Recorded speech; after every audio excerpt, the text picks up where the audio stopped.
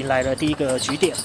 哇，马上就抢攻支援的正守卫，回击出界，所以在第一局的比赛当中，林昀11比7顺利的收下第一局的比分。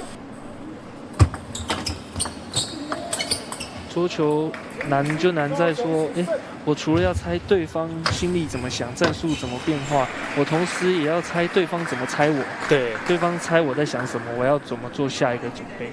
刚才云儒的回击出界，所以在第二局是庄智渊11比7顺利拿下双方的大比分，形成了1比1的平手。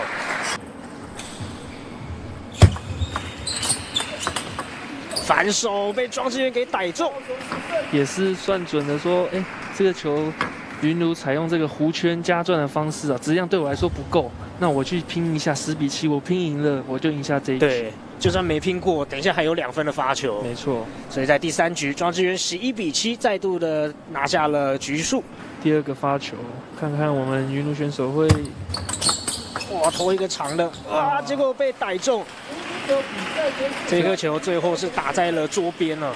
没错，我们资源选手这个经验丰富啊，想得到就是设想得到，我们云儒选手在这个最后10比9的情况下，还是敢去偷这一颗长球啊，有所准备啊，直接反手起板斜线完接正守卫的进攻啊。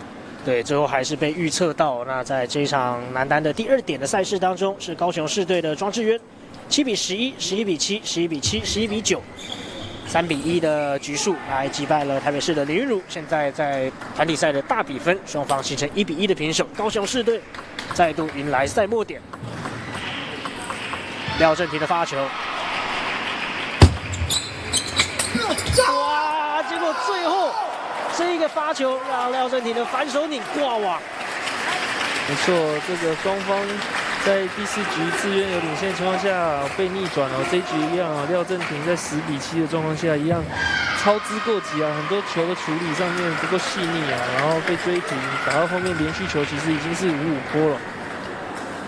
在这一场最后的关键的第5局哦，还是庄智渊最后能够沉得住气，15比13拿下了最后关键1局，也让高雄市队顺利在第5点的赛事当中来拿下胜利，11比7、8比11、11比5、9比11、15比13。哇，两边真的打得难分难舍。